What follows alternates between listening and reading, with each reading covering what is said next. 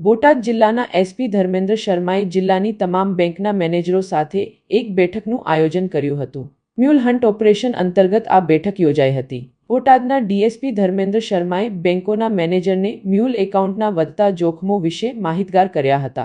શંકાસ્પદ એકાઉન્ટ તેમજ રિપોર્ટિંગની પ્રક્રિયા મજબૂત કરવા સૂચના આપી હતી. આ સમયે એલસીબી અને સાયબર ટીમ પોલીસની ઉપસ્થિત રહી હતી. બેંકના મેનેજરોને એકાઉન્ટ શંકાસ્પદ જણાય, ट्रांजैक्शन शंकास्पद અને ठगाई रोकવામાં मार्गदर्शन अपाયું હતું. कई बार क्या होता है कि वह व्यक्ति जो है सो साइबर फ्रॉड के भी चक्कर में पड़ जाता है